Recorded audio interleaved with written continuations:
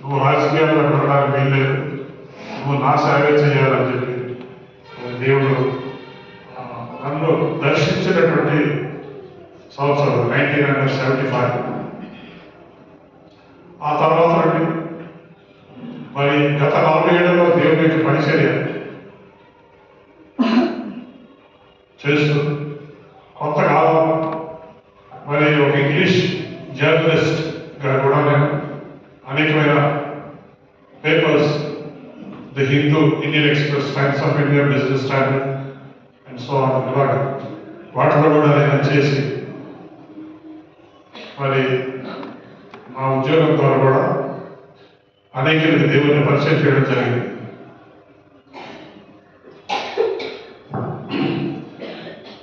నేను నా జర్నలిస్ట్గా ఉన్న కెరీర్ కాలంలో ఎంతో మంది, ఒక జర్నలిస్ట్గా చాలా మంది పెద్ద పెద్ద నాయకులను కలిశాను.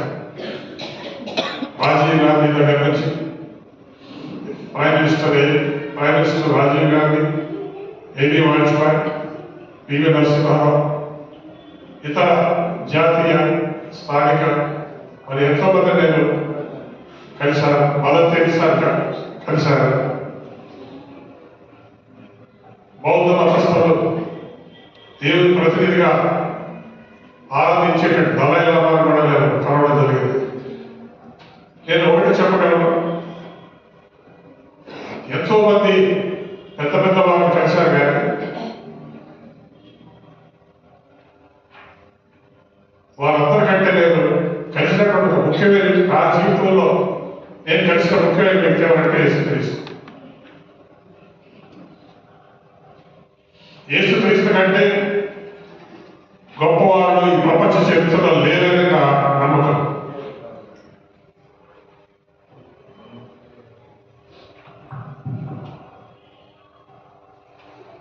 యేసుక్రీస్తుతో మనం ఈ క్రిస్మస్ కాలంలో మనం ఉంటున్నాము. కాబట్టి క్రిస్మస్ యొక్క the very festival of Christmas దేని మీద ఫోకస్ అంటే యేసుక్రీస్తు మీద ఫోకస్. కాబట్టి యేసుక్రీస్తు కంటే గొప్ప పర్సనాలిటీ ప్రపంచంలో లేదు, గొప్ప దేవుడు కూడా లేదు. దేవుడు నిలబడే వాళ్ళు ఎంతో మంది ఉండొచ్చు, కానీ యేసుక్రీస్తు లాంటి మహాదేవుడు ఎక్కడ లేదు. నేను ఒక బుక్ కూడా రచించాను, పబ్లికేషన్ రెడీగా ఉంది.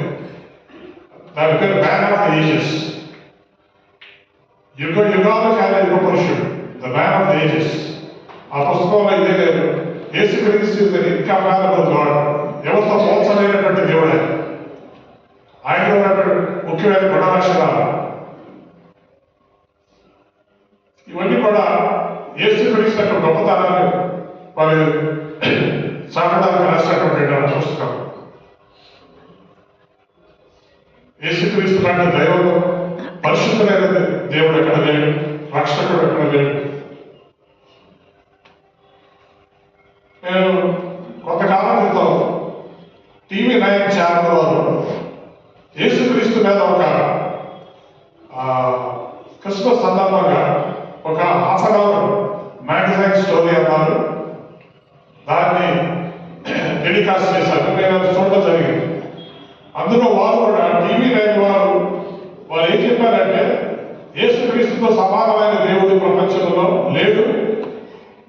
ప్రపంచంలో అత్యధికమైన దేశాలలో పూజించబడుతున్నటువంటి ఏకైక దేవుడు. అలాగే the Bible, the holy Bible is the largest circulated book in the world. ప్రపంచంలో the majority of the people చదివినటువంటి ఏకైక పుస్తకం ఏదైనా ఉందంటే ద హోలీ బైబిల్.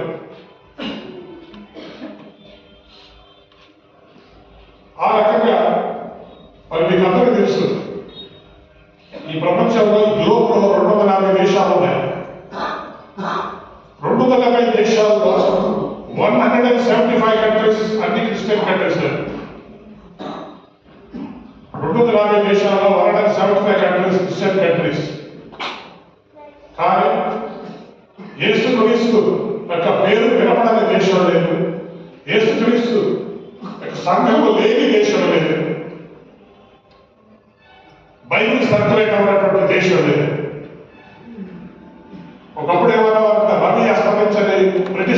ఆరాధించబడేవారు. ఇది రవి అస్తమించని యేసుక్రీస్తు సామ్రాజ్యం. సో ఈ రోజు కొన్ని చదువు టైంలో మనం క్రిస్మస్ సీజన్లో ఉంటున్నాం కాబట్టి కొన్ని ముఖ్యమైన విషయాలు మీ ముందు నేను ఉంచాలనుకుంటున్నాను.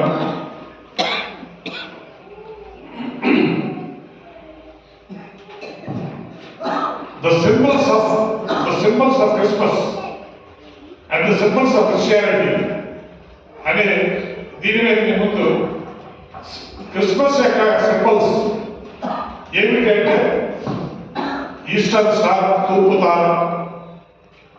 రెండోది దేవదూతలు కనబడి క్యారల్స్, ప్రపంచంలో క్యారల్స్ అన్నిటికీ ఆధారమైనటువంటి లూకా సువార్త 2:7 ప్రజలందరికీ కలుగు మహాసంతోషకరమైన వర్తమానం అనేది క్రిస్మస్ క్యారల్స్ కి ఆధారంగా ఉంటుంది. రెండు. మూడవది క్రిస్మస్ ట్రీ, క్రిస్మస్ చెట్టు. నాలుగవది శాంటా క్లాస్, క్రిస్మస్ తాత. ఇవి క్రిస్మస్ సింబల్స్. కానీ క్రిస్టియానిటీకి సింబల్స్ ఈ నాలుగుతో పాటు ఐదోది యేసుక్రీస్తు యొక్క శిలువ 5.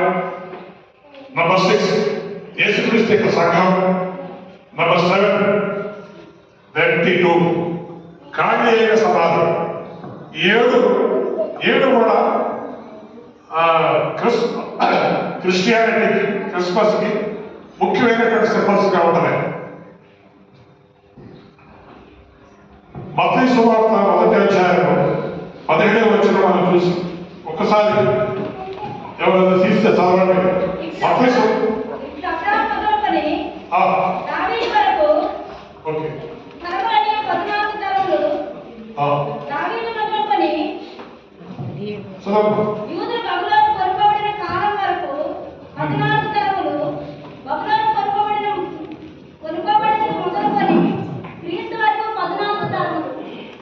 ఓకే.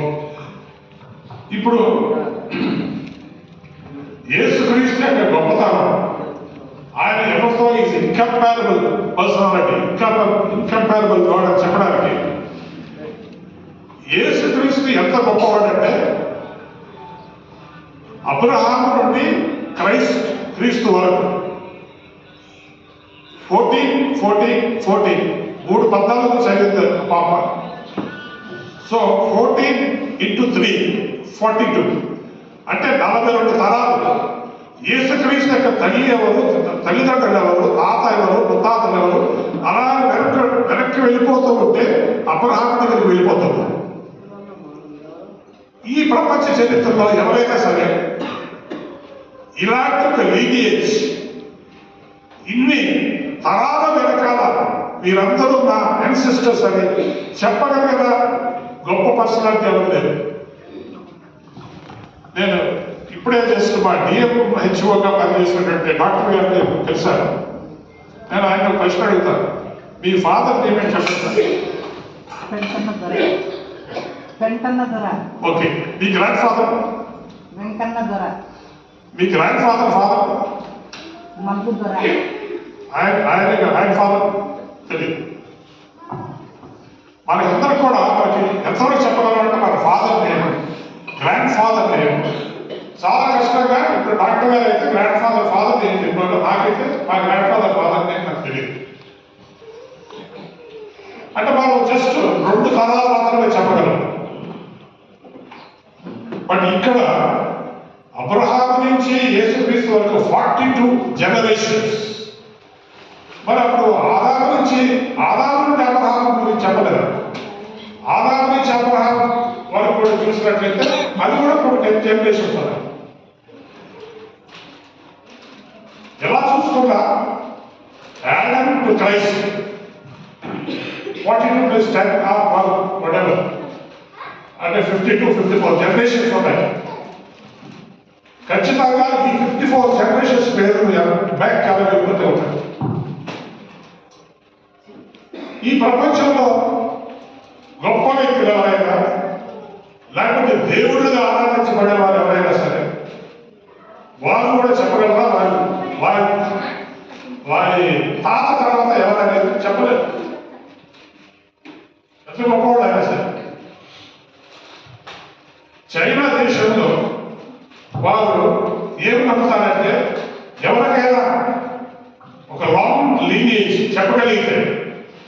గొప్ప వ్యక్తి యొక్క బ్యాక్గ్రౌండ్ ఇన్ని జనరేషన్స్ చెప్పగలిగితే వాళ్ళు చాలా గొప్ప వాళ్ళగలుగుతారు. ఒక చైనీస్ ఆయన మంచి ఎడ్యుకేటెడ్ ఫిలాసఫర్, ఆయన for the first time Bible చదివాడు. జెనసిస్ చదివాడు, మత్తయి సువార్త చదివాడు. చదివితే చాలా ఆశ్చర్యపోయాడు. ఇదేంటిది, యేసుక్రీస్తు గురించి 42 జనరేషన్స్ వెనక్కి చెప్తున్నారు అందరి పేరు. అసలు ఈయనకంటే గొప్పవాడైతే ప్రపంచంలో ఎవరు ఉంటారు? చాలా గొప్ప నాయకుడు అనుకున్న కార్ల్ మార్క్స్, మార్క్సిజానికి ఫౌండర్, లేకపోతే జోసెఫ్ స్టాలిన్, వీరందరూ కూడా వారి తండ్రి తాత ముత్తాత పేరు కూడా చెప్పలేదాడు. మరి అప్పుడు కార్ల్ మార్క్స్కి ఆ ఘనత లేనప్పుడు యేసుక్రీస్తుకి అంత ఘనత ఉందంటే ఆయనే నిజంగా దేవుడే ఉంటాడు, ఆయనే గొప్పవాడు ఉంటాడని ఆయన నమ్మిన కమ్యూనిస్ట్ సిద్ధాంతాలను పక్కన పడేసి యేసుక్రీస్తు అని ఆయన ఫాలో అవడం మొదలుపెట్టాడు. నీకు ఎవరు సపోర్ట్ పడి పట్టాలనిపిస్తున్నారు?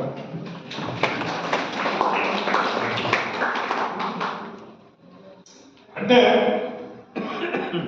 కొంతమంది ఈ లీనియేజ్ వెనక ఉన్నటువంటి తరాలు చెబితే వారు చాలా గొప్పవాడు అనుకుంటారు. కాబట్టి Jesus Christ is not logging behind anything or anyone. ఆయన దేంట్లో వెనుకంజ లేదు, దేంట్లో వెనకబడలేదు, ఆయన తర్వాతే సర్వం. సో ఈరోజు మనం ముఖ్యంగా మనం ఇది తెలుసుకోవాలి, యేసుక్రీస్తుకి అంత గొప్ప బ్యాక్గ్రౌండ్ ఉందని. ఆడమ్ నుంచి అంటిల్ క్రైస్ట్ వారి తల్లిదండ్రులు ఎవరో, తాతలు ఎవరో, ముత్తాతలు ఎవరో చెప్పగలిగినటువంటి గ్రేట్ హిస్టరీ ఇది ప్రపంచంలో ఎవరికి లేదు. అది మనం తెలుసుకోవాలి. రెండోది స్టార్, ఈస్టర్ స్టార్ అంటాం మనం, తూర్పు తార. ఈ తూర్పు తార చేసిన పని ఏంటి? ఈ తూర్పు తార జ్ఞానులను యేసుక్రీస్తు దగ్గర నడిపించింది. సో తూర్పు తార చేసినటువంటి ముఖ్యమైన కార్యం ఏంటంటే, అసలు ఈ క్రిస్మస్ సీజన్ లో December, entire December month is a super natural month. ఎందుకంటే సూపర్ న్యాచురల్ మంత్ ఎందుకంటే సెలెస్టియల్ బీయింగ్స్ అంటే పై నుంచి వచ్చినటువంటి వారు ఏంజల్స్ 9 సందర్భాల్లో దగ్గర 9 ఏంజలిక్ విజిటేషన్స్ క్రిస్మస్ టైంలో, క్రిస్మస్ ముందుగా 9 సందర్భాల్లో దేవదూతలు ఒకరి ఇద్దరు కాదు వందల మంది వచ్చి మరి కనపడి దర్శనమిచ్చి వెళ్ళినటువంటి సందర్భాలు. So entire December is full of angel visitations. దేవదూతలు భూమిని సందర్శించిన సందర్భాలు 9 సార్లు. అది 10th సైన్ ఏంటంటే ఈస్టర్ స్టార్, తర్వాత తార కనపడటం. అది కూడా సెలెస్టియల్ సింబల్. పరలోకం నుంచి మనకు చూపించినటువంటి ఒక ముఖ్యమైనటువంటి గుర్తు సింబల్, అది సెలెస్టియల్ సింబల్. మరి ఆ తూర్పు తార జ్ఞానులు, wise men from the east, అంటే మన ఈస్టర్న్ కంట్రీస్ అంటే మన భారతదేశం కానీ, మరి చైనా కానీ, జపాన్ కానీ, ఈ ప్రదేశాల నుంచి మరి వచ్చినటువంటి జ్ఞానులు, ఇంటలెక్చువల్స్, వైస్ పీపుల్, వాళ్ళు చదువుకున్న వాళ్ళు, ఫిలాసఫీ, ఆస్ట్రానమీ వాళ్ళు తెలిసిన వాళ్ళు. సో వారిని దేవుడి దగ్గరికి నడిపించింది. ఈ యేసుక్రీస్తు పుట్టుక సందర్భంగా all categories of people, educated people, intellectual people, wise men, సామాన్యులు, గొల్లలు, ఇవి కూడా ఆల్ కైండ్స్ ఆఫ్ పీపుల్ వారికి యేసుక్రీస్తు ఒక రక్షకుడు కావాలనేటువంటి ఒక అవసరత కలిగింది వాళ్ళని. అందుకని ఈ ప్రపంచంలో ఎవరు ఎంత గొప్పవాడైనా, ఎంత చదువుకున్నా, ఎవ్రీబడి నీడ్స్ జీసస్. యేసు కావాలి, యేసు లేకపోతే వాళ్ళకి నిత్య జీవితమే లేదు. There is no eternal life without Jesus అని మనం గుర్తుపెట్టుకోవాలి. సో ఈ రోజు మనం ఈ symbols of Christmas and Christianity చూసి మనం ఏం నేర్చుకుంటున్నాం? మొట్టమొదటి సింబల్ ఏంటంటే ఈస్టర్ స్టార్. ఇప్పుడు ఈస్టర్ స్టార్ తూర్పు తార వెనకాల ఒక సందేశం. ఆ సందేశం ఏంటంటే మనము కూడా తూర్పు తారలాగా అనేకులకు దేవుని దగ్గరికి నడిపించాలని. క్రైస్తవులుగా దేవుని బిడ్డలుగా పిలువబడిన ప్రతి వారు we are all suppose to be stars of God. మనందరూ తారలు. మనం అనుకుంటా తారలు అంటే సినిమా యాక్టర్స్ అనుకుంటాం. వారు కాదు, నిజమైన తారలు. దేవునికి వెలుగు కలిగిన వారు, ఆ వెలుగుని ఇతరులకు ప్రసరింపజేసేవారు వీఆర్ రియల్ స్టార్స్. అందుకే యేసు ప్రభువు అన్నాడు, you are the light of the world. మీరు లోకానికి వెలుగై ఉన్నారు. ఆ తారలు అని పిలువబడుతున్న వారు వెలుగులేదు. వారు లోకానికి చీకటి పంచుతున్నారు. సో రియల్ స్టార్స్ ఎవరంటే దేవుని నమ్మినటువంటి, యేసు ప్రభువును నమ్మినటువంటి మనమే వీఆర్ రియల్ స్టార్స్. సో మనం ఏం చేయాలంటే అనేకంలో దేవుని దగ్గర నడపాలి. We are suppose to lead people to Christ. ఇది మనకు ముఖ్యమైనటువంటి సింబల్. ప్రతి సింబల్ వెనకాల దేవుడు మనకు ఒక సందేశం ఇచ్చాడు. రెండోది క్యారల్స్. ఇప్పుడు మనకి బైబిల్లో స్టార్ ఉంది, క్యారల్స్ ఉన్నాయి. క్యారల్స్ రెండవ లోకస్వార్థ 2 ఇప్పుడే చదివారు. ఇదిగో ప్రజలందరికీ కలగబోవు మహా సంతోషకరమైన సువార్తమానం నేను మీకు తెలియజేస్తున్నాను. దావీదు పట్టణమందు నేడు మీకోసం రక్షకుడు పుట్టి ఉన్నాడు, ఆయన ప్రభువు అయిన క్రీస్తు. That's a declaration and announcement from the angels. దేవదూతలు గొప్ప ప్రకటన, మహాప్రకటన చేస్తున్నారు. సో క్యారల్స్ ద్వారా మనం నేర్చుకునేది ఏంటంటే మామూలు టైంలో కానీ క్రిస్మస్ టైంలో కానీ లోకానికి రక్షకుడు పుట్టాడు అనేటువంటి అనౌన్స్మెంట్ మనం చేయవలసి ఉంటుంది. క్యారల్స్ ద్వారా మనం ఆ పని చేయాలి. ఈ కాలంలో ఎక్కువ అవకాశాలు, ఆపర్చునిటీస్. ఎప్పుడు దేవుడి మాటలు వినని వారు, ఎప్పుడు దేవుడి సువార్త ఇష్టం లేని వారు క్రిస్మస్ టైంలో వారిని మీరు ఇంటికి పిలిచి, అన్యులు ఇంటికి పిలిచి ఒక కేక్ పెట్టి, ఒక ట్రాక్ట్ ఇచ్చి, లేకపోతే యేసుక్రీస్తు రక్షకుడని మీరు ఒక మాట చెప్తే వింటారు. మిగతా టైంలో వినని వారు. అందుకనే క్రిస్మస్ సీజన్ అనేది it should be the most evangelical time.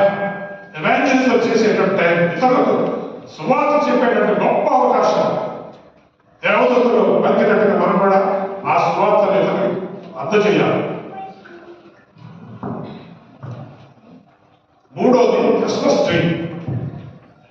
Christmas tree మనకు బైబిల్లో స్టార్ ఉంది, క్యారల్స్ ఉన్నాయి, కానీ క్రిస్మస్ చెట్టు లేదు. చెట్టు లేదు కానీ చాలా గొప్ప సాంప్రదాయం అది.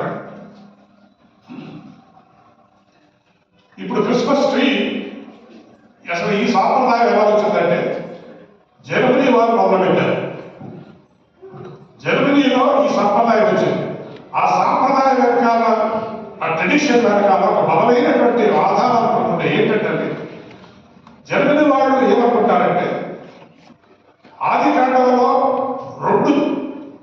ఏదైనా చోట్ల 2 వృక్షాలు ఉన్నాయి. వన్ ఈజ్ మంచి చెడులు తెలిపేటట్టు ఒక వృక్షాలు. రెండోది గట్టిగా చెప్పండి, జీవవృక్షం కదా, జీవవృక్షం. సో మంచి చెడులు తెలిపైతే అది తినదంటే తిన్నారు. వాళ్ళు ఏమనుకున్నారంటే జర్మనీ వారు, మన పూర్వీకులు దేవుడు చెప్పిన మాట చేయకుండా ఏ పండు తినకూడదో ఆ పండే తిన్నారు కాబట్టి ఈ రోజు మన బతుకులా అయిపోయింది, నరకమాలు అయిపోయింది.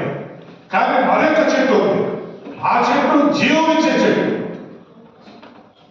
జీవవృక్ష ఫలాలు ఇచ్చే చెట్టు. ఇప్పుడు మనము మన క్రిస్మస్ టైంలో మన ఇళ్లలో మనము ఆ జీవ చెట్టును మనం పెట్టుకుందాం. ఎందుకంటే జీవవృక్షం, జీవాన్నిచ్చే, శాశ్వత జీవాన్నిచ్చేది ఎవరు? యేసుక్రీస్తు. యేసుక్రీస్తు శాశ్వత జీవాన్ని ఇస్తాడు. కాబట్టి ఈ జీవవృక్ష ఫలం అని చెప్పబడే చెట్టే యేసుక్రీస్తు. కాబట్టి ఆ చెట్టు మనం పెట్టుకుంటే ఆ జీవవృక్ష ఫలాన్ని మనం ఆహ్వానించినట్టు, అంటే యేసుక్రీస్తు మనం ఆహ్వానించినట్టు. Because Jesus Christ gives eternal life. శాశ్వత జీవం ఇచ్చేవాడు యేసుక్రీస్తు.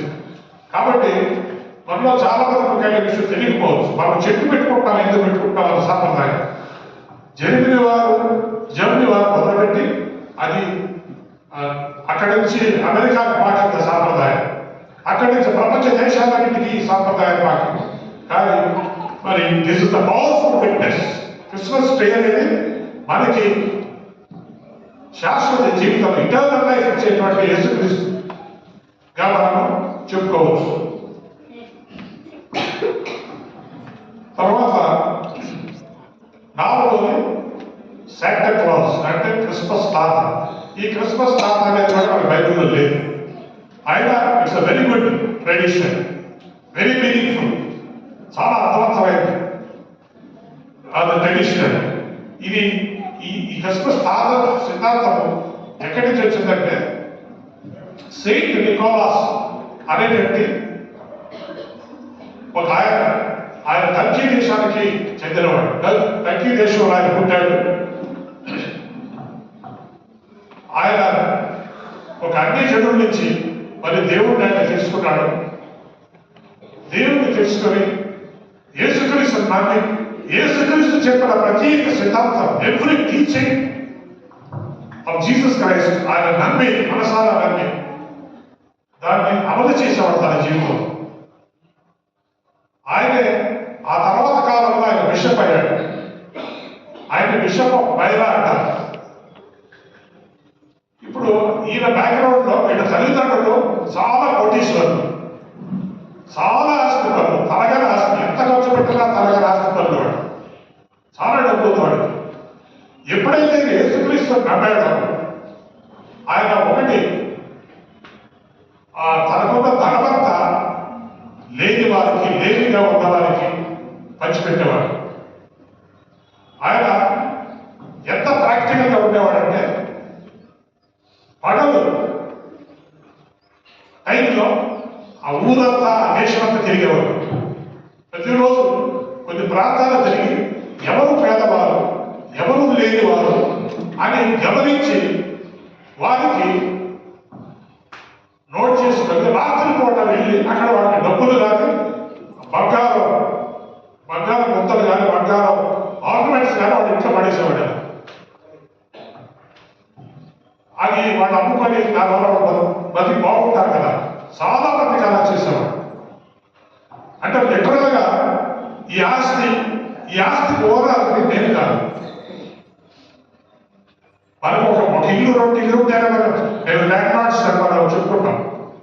ల్యాండ్ లార్డ్స్, మా పేరులో 2 ఇల్లు ఉన్నాయి. ఆయన అట్లా ఎప్పుడు చెప్పుకోలేదు. ఆ ఆస్తి అంతా ఉన్నదంతా మోస్ట్ ప్రాక్టికల్ వే క్రైస్తవుడు అనేవాడు ఇతరులకు ఇచ్చేవాడు. Is always a giver. యేసుక్రీస్తు తన జీవితాన్ని ఇచ్చాడు, తన జీవాన్ని ఇచ్చాడు, తన సమస్తం దారిపోసాడు. నేను కూడా యేసును నమ్మిన నేను నా సమస్తము యేసు కోసం దారిపోయాను. నాకున్నది ఏది కాదు కాదు. I'm not the owner of anything. నా కారు ఉండొచ్చు, నాకు బైక్ ఉండొచ్చు, మా నెసెసరీ మేడ ఉండొచ్చు, గ్రేట్ ఫార్చ్యూన్ ఉండొచ్చు, గ్రేట్ బ్యాంక్ బ్యాలెన్సెస్ ఉండొచ్చు. బట్ దానికి నేను ఓనర్ని కాదు, నా దేవుడే దానికి ఓనర్ అని మనసారా నమ్మినటువంటి నికోలస్ ఒకసారి ఒక కుటుంబాల గురించి తెలుసుకున్నాడు. చాలా పేదరికంలో ఉన్నటువంటి కుటుంబం, అది పావర్టీ, స్టార్క్ పావర్టీ. ఆ పావర్టీలో ఉండి కొన్ని రోజుల తరబడి తిండిలాగా ఉంటున్నవారు. ఆ తండ్రి ఒక నిర్ణయానికి వచ్చాడు. ఆ 3 కుమార్తెలు ఉన్నారు. ఆ 3 కుమార్తెలను వేషంగా చేసేద్దాం అనుకున్నాడు. వేరే మార్గం లేదు. రోజు వస్తూ ఉంటున్నారు. వారి గురించి తెలుసుకొని 3 రాత్రులు వాళ్ళ ఇంటికి పడుతున్నప్పుడు కిటికీలో వచ్చాడు. ఇంట్లోకి బంగారు పూతలు వేశాడు, గోల్డ్ బార్స్ వేశాడు.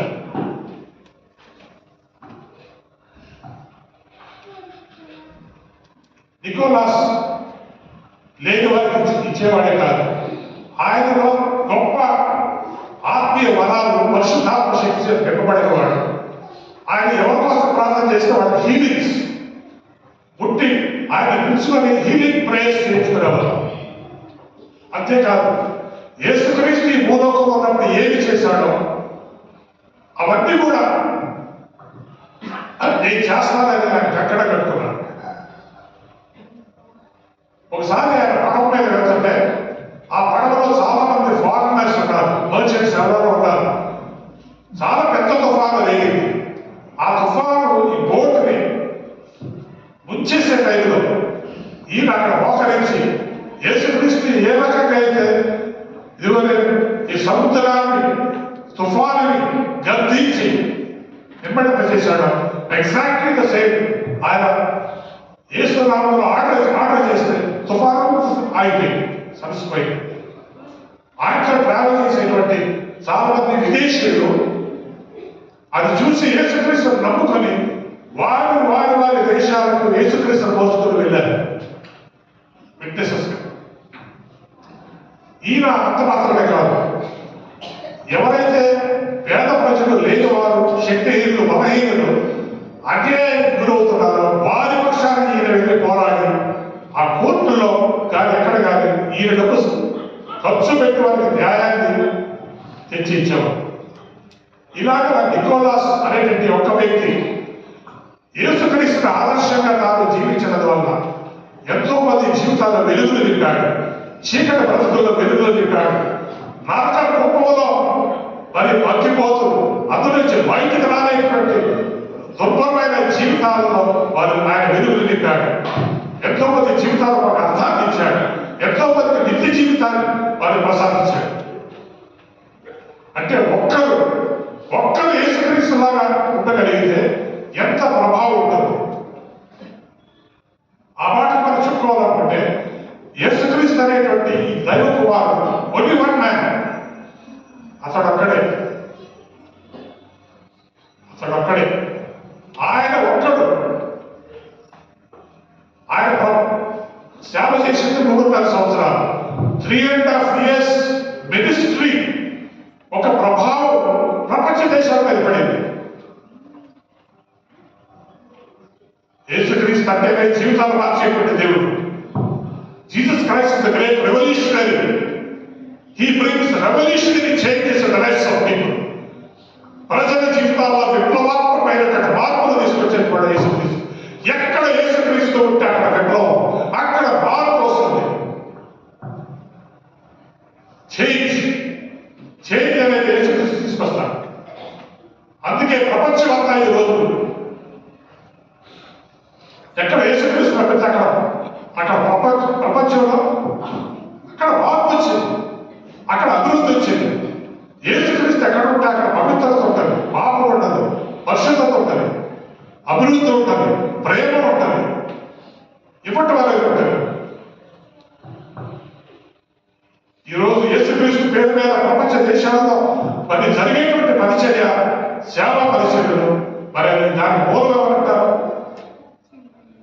యేసుక్రీస్తు యొక్క ప్రేమ. స్కూల్స్, హాస్పిటల్స్, ఎడ్యుకేషన్ ఇన్స్టిట్యూషన్స్,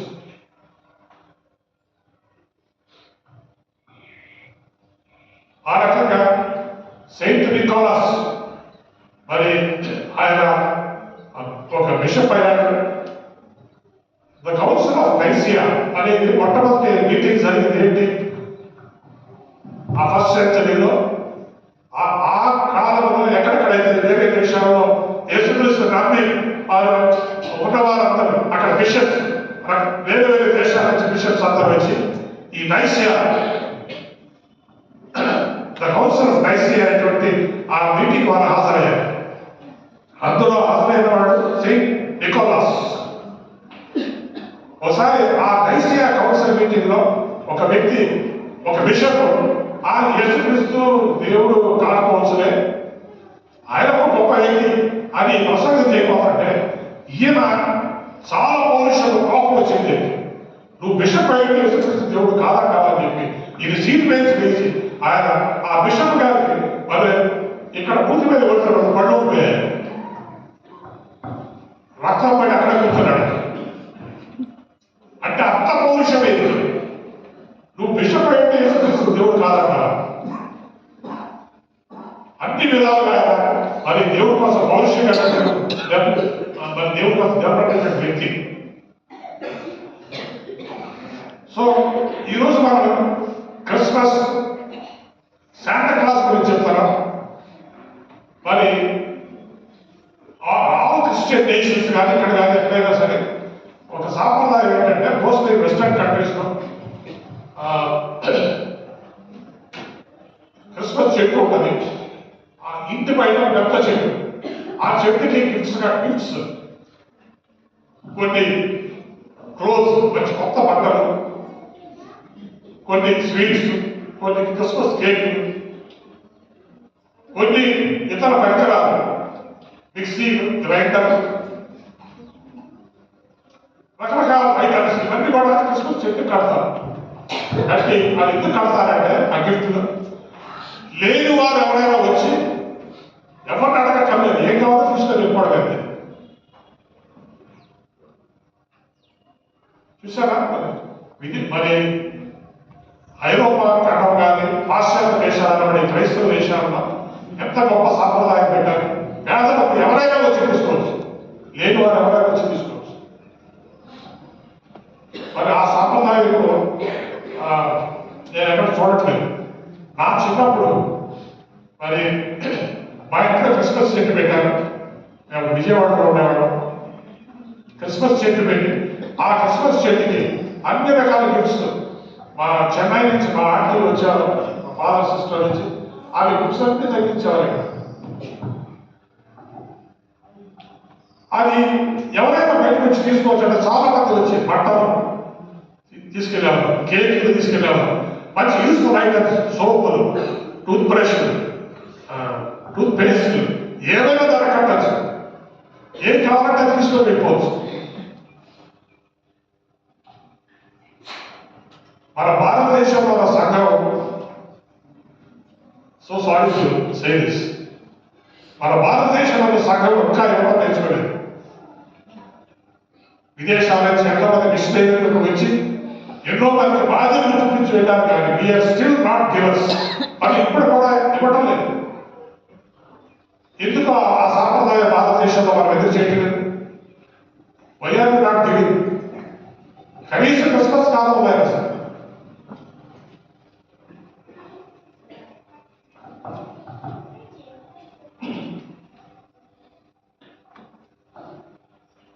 కాబట్టి మనం ఈరోజు ఈ 4 the star, carols, Christmas tree, Santa Claus, వీటన్నిటి ద్వారా మనం నేర్చుకున్నటువంటి సత్యాలు. తూర్పు తార అయితే ఇతరులకు దేవుడిలో నడిపించాలని అదొక సందేశం. రెండోది క్యారల్స్, బహిరంగ సువార్త, ప్రపంచానికి సువార్త చాటాలి అనేది సెకండ్ స్థాయి. Again third Christmas tree. Christmas tree అంటే అది నిత్య జీవం ఇచ్చేటువంటి చెట్టు. ఆ చెట్టుకి ప్రేమకు గుర్తుగా, దేవుని ప్రేమకు గుర్తుగా అనేకమైనటువంటి గిఫ్ట్స్ లేని వారికి ఇచ్చేటువంటి విధంగా. అందుకనే శాంటా క్లాస్, క్రిస్మస్ తాత అనేవాడు, అందరికీ గిఫ్ట్స్ ఇచ్చేవాడు. దానికి ప్రేరణ the founder of Santa Claus is Saint Nicholas. ఇవన్నీ మనము చూసినప్పుడు ఈ క్రిస్మస్ కాలంలో మనము ఏ స్టేట్లో ఉన్నాం, ఈ 4 సింబల్స్కి మనకి ఏమైనా సంబంధం ఉందా? ఈ 4 సింబల్స్కి మనకి మీకు ఏమైనా సంబంధం ఉందా? స్టార్కి మీకు ఏం సంబంధం? తూర్పు తారకి మీకు ఏమైనా సంబంధం ఉందా లేదా? తూర్పు తారలాగా అనేకం మీరు దేవుడితో కనిపిస్తుంటే ఏదైనా సంబంధం ఉన్నాడు, లేకపోతే లేనట్టే.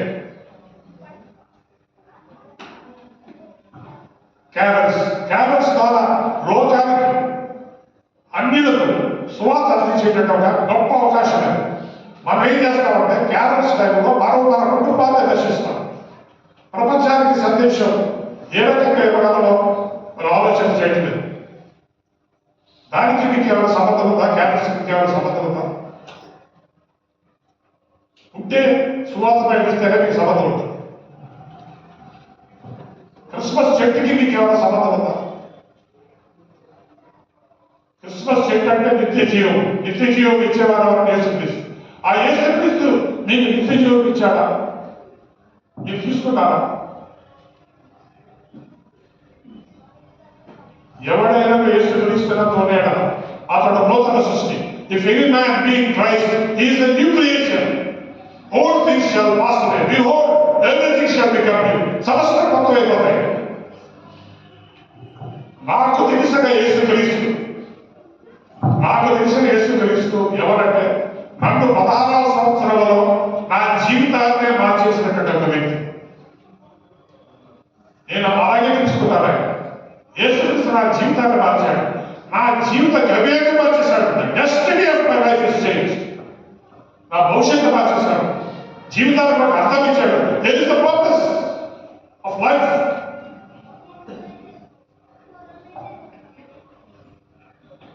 ఆ యేసుక్రీస్తుకి మీకు ఏమైనా సంబంధం ఉందా? Has he given you eternal life?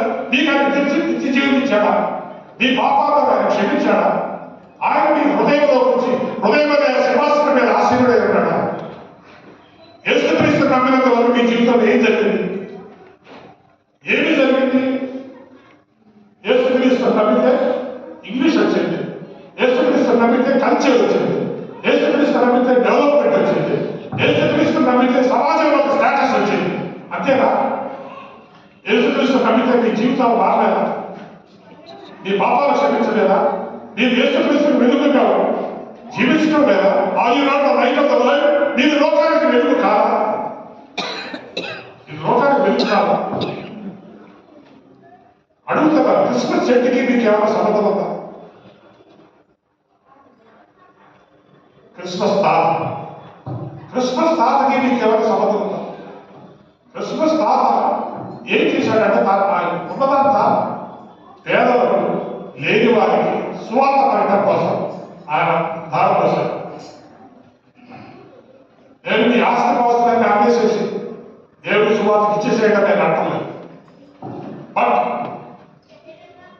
మనం ఇచ్చేవారు కాదా? Are you a giver? లోకానికి ఏమిస్తున్నావు? లేని వాటిని గమనిస్తున్నావా? పేదవారికి ఆదరణ చూపిస్తున్నావా? ఈ రోజుల్లో ఆర్థిక ఫైనాన్షియల్ పావర్టీ కంటే ఆర్థిక పరమైనటువంటి పేదరికం కంటే ప్రేమలో పేదలుగా ఉన్న వాళ్ళు చాలా మంది ఉన్నారు. డబ్బు ఉండి అన్ని ఉండి ఎవరు ప్రేమకు రోజుకోలేని వారు చాలా మంది ఉన్నారు. అవి డబ్బు ఉన్నాయి, సమాజంలో స్టేటస్ ఉంది, అన్ని ఉండేవారు. కానీ ఎవరి ప్రేమకు రోజుకోలేని వారు ఎంతమంది ఉన్నారు. అందరూ ఉన్నట్టే ఉంటారు కానీ ఎవరు మనకు లేనట్టుగా ఉంటారు. ఒకసారి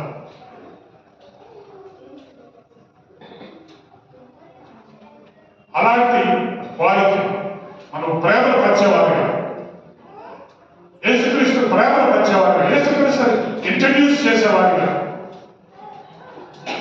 మనకి ఎన్ని ఏమున్నా ఆ జీవితం శూన్యం.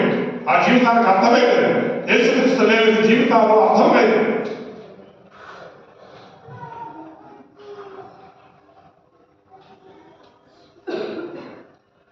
కాబట్టి ఈరోజు దేవుడు మనకి 4 విషయాలు మాట్లాడుతున్నాడు. ఎక్కడ ఉన్నాం మనం? మీకు ఒక విషయం చెప్పిన ముగిస్తాను. మనం we are living in the last chapter of human history. మానవ చరిత్ర యొక్క ఆఖరి అధ్యాయంలో ఉన్నాం. నేను నమ్మకం అవ్వచ్చు. ఈ ప్రపంచ అంతానికి వస్తుందడానికి ఎంతో టైం లేదు. నేను ఒక పుస్తకం రాశాను. ఆ పుస్తకం ఏంటంటే యేసుక్రీస్తు రెండవ రాకడ tsunami, Jesus Christ second coming tsunami.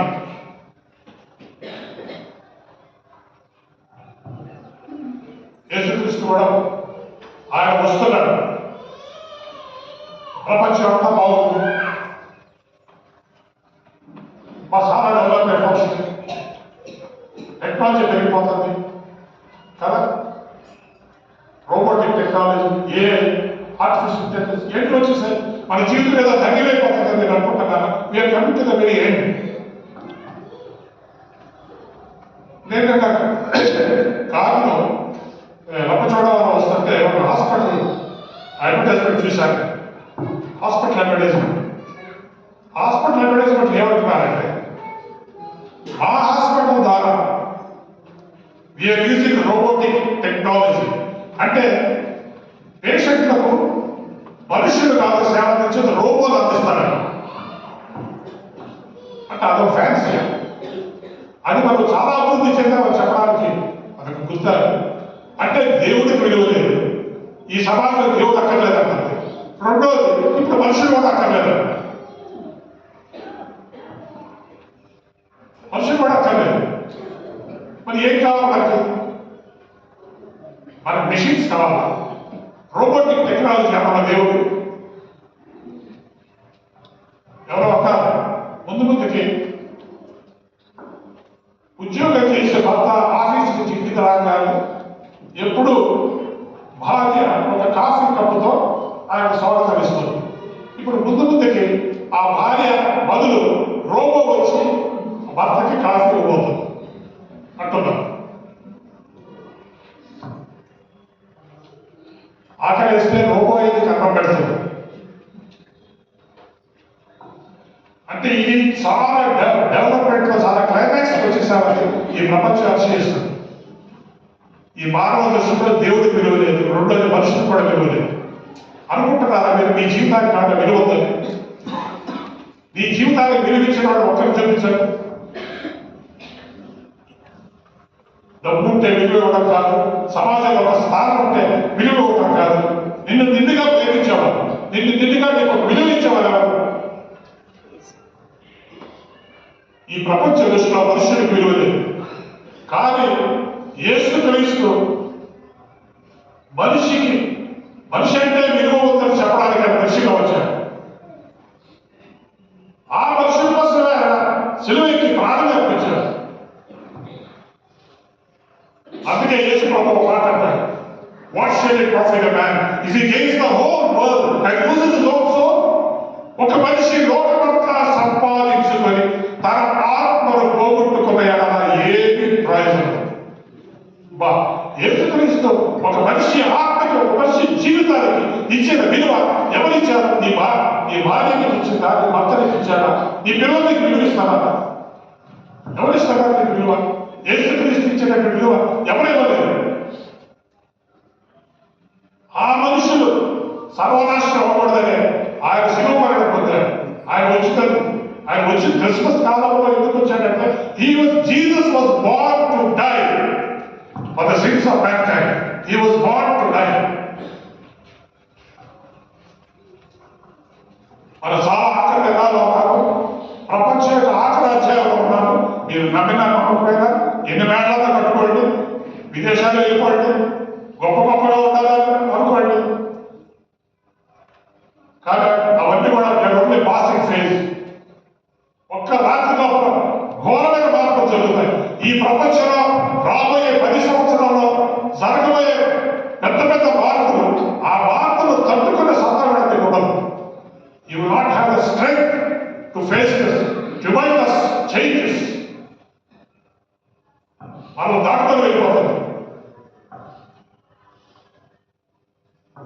ఈ ప్రపంచ నాగరికత మీకు ఏమి విలువ లేకుండా చేస్తుంది. ఇప్పటికే మొదలైంది. ఇన్ఫర్మేషన్ టెక్నాలజీలో ఎంతో మంది మురిసిపోతున్నారు కదా. నా IT job, work from home. ముందు మీ ఉద్యోగాలన్నీ ఏఐ తీసుకోబోతుంది. Artificial intelligence is going to grab your jobs. దాని అర్థం ఏంటి? నీకు ఏ విలువ లేదండి, నీకంటే బాగా ఏఐ బాగా పనిచేస్తుంది. ఎంత అడ్వాన్స్ అయినా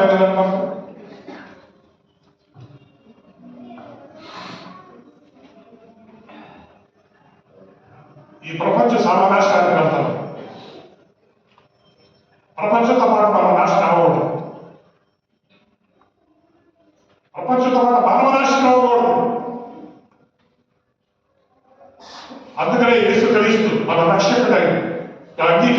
గట్టిగా పట్టుకుందాం. ఆయన మన హృదయాన్ని సింహాసనంలో చేసుకుందాం. ఆయన ఉంటే మనం ఏ విషయంలో భయపడక్కర్లేదు. There is no fear, there is no fear. యేసుక్రీస్తు మనతో ఉంటే మనం ఏ విషయంలో భయపడక్కర్లేదు, ఎవరికి భయపడక్కర్లేదు.